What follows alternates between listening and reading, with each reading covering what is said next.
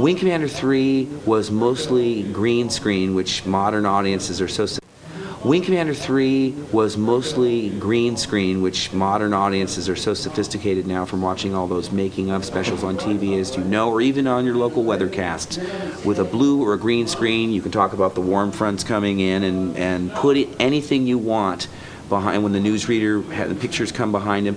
In Wing 3, all of our sets were like that, so virtually everything was covered with green, and they'd pop in a slide and you go look at the monitor to see exactly where you were.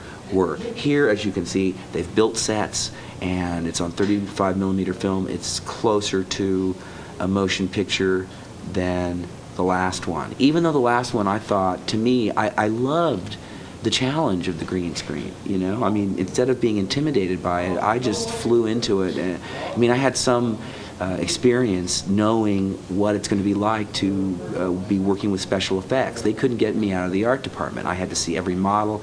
I had to see the drawings. I mean, I'm sure I drove everyone crazy, but they'd say, "Where's Mark? We need him on set." And they'd say, "Oh, he's up in Stuart Freeborn's office watching him make Yoda skin." But all of it fascinates me, you know? I guess acting is fun, and I do enjoy it, but I want to do a little bit of everything. I guess the union.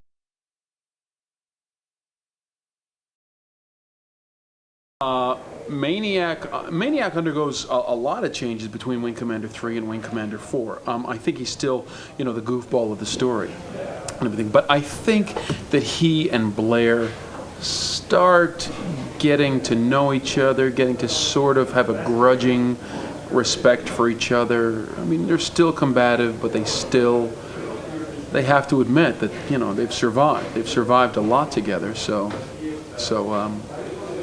things move on quite nicely in Commander 4, and everybody liked the Maniac character. So, you know, I mean, Maniac's just in it more, and you know, when you put a character in more, it can't just be this sort of one-dimensional goofball.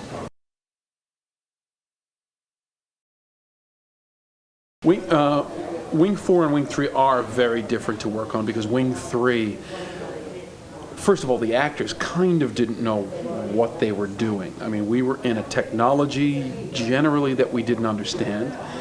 We were in a storyline that was very complex, and it was just a new thing for all of us. And the company, you know, didn't have the money in order to buy sets like this and get a real movie crew, if you want to call this a real movie crew, and do the things like that. So Wing 4, of course, is just exponentially larger in every respect, in storyline, I think, in the sets and the approach that everyone is taking to it. Action and action. I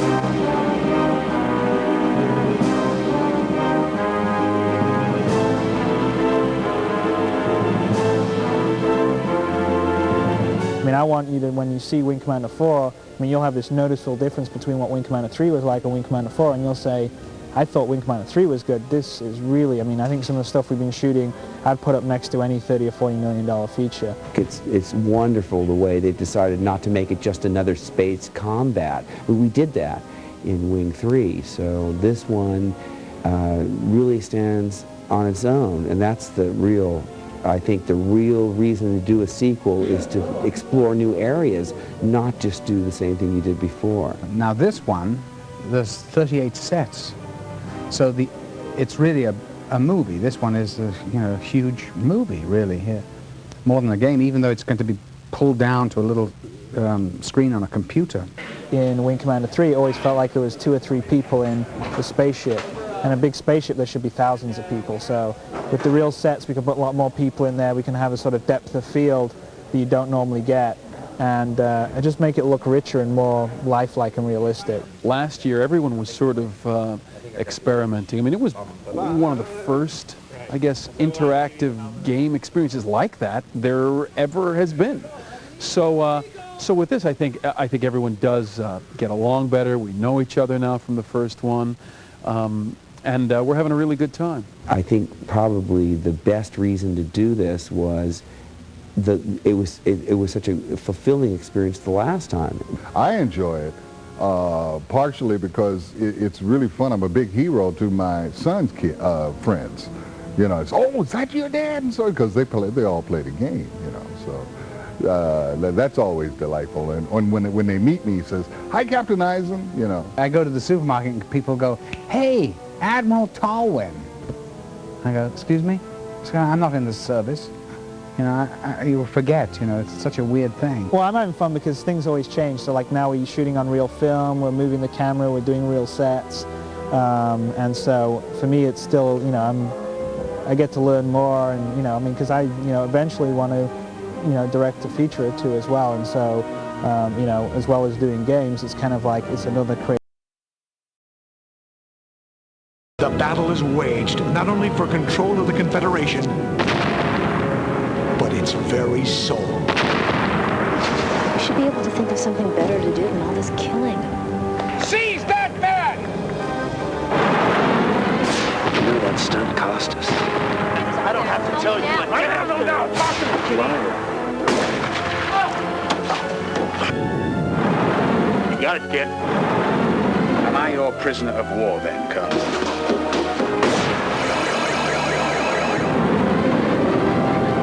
Sorry, sir. Easy. You son of a bitch. Shut your mouth. Stop it! Sitting ducks. Dismissed. The price of freedom is eternal vigilance. Wing Commander 4. The fate of mankind rests with you.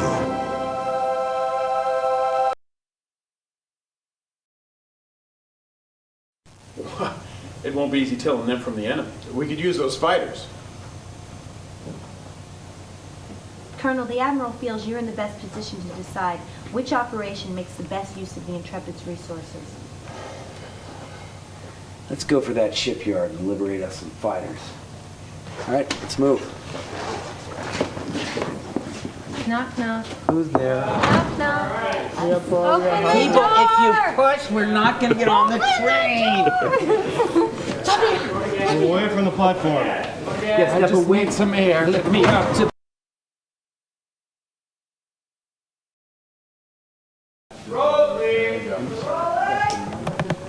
Sound speed? Amy, can you take this? I'm afraid we'll spill one of your hands.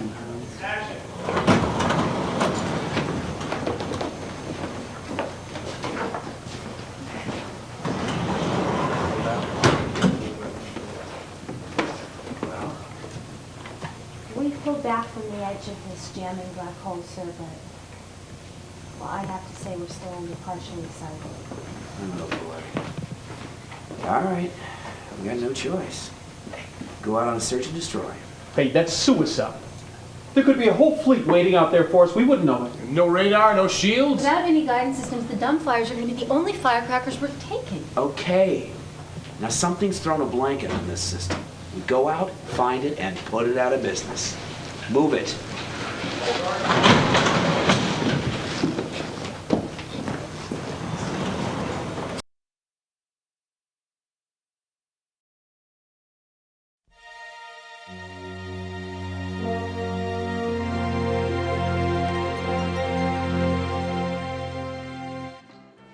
For half a century, humanity fought a battle of survival against the Kilrathi.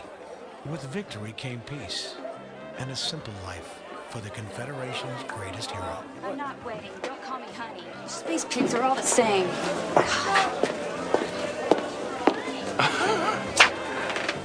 I guess women out here on the edge of nowhere can't appreciate a civilized man. Sure they do. When they meet one. Good to see you too, Colonel. Or should I say Farmer Blair. It's a peaceful life. I've always said you're either an earthworm or an eagle. Red 1, all clear out here. The war is over. The Kilrathi defeated. Peace and prosperity await humanity. If only it were so simple. But the universe is not that simple.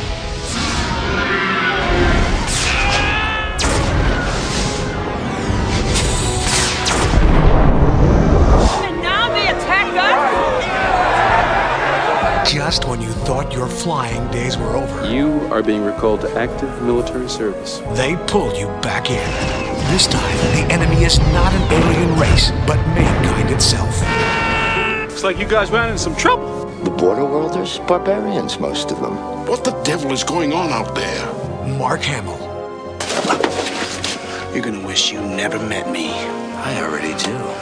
Malcolm McDowell. Let's hope that war is not our only option. John Rhys Davies. A declaration of war against the border worlds has been laid before the Assembly. Jason Bernard. What is all of this coming to? And Tom Wilson as Maniac. He seems to have a hard time understanding the words no and not interested. All return for the greatest wing commander adventure yet. I bet you wish you had one of those during the war. Would have put the fear of God into the Kilrathi. The battle is waged not only for control of the Confederation, but its very soul. We should be able to think of something better to do than all this killing. Seize that man! You know that stunt cost us. I don't have to tell you a damn thing. Talk to me, Liar. You got it, kid. Am I your prisoner of war then, Colonel?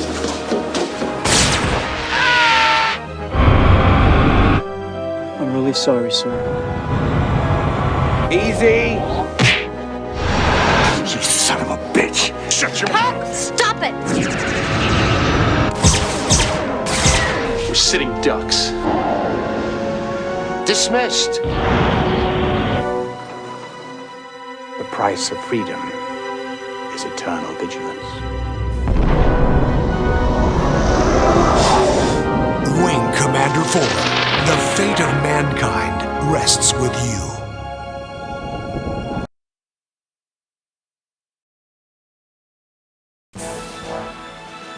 The war is over. The Kilrathi invaders obliterated by the Confederation.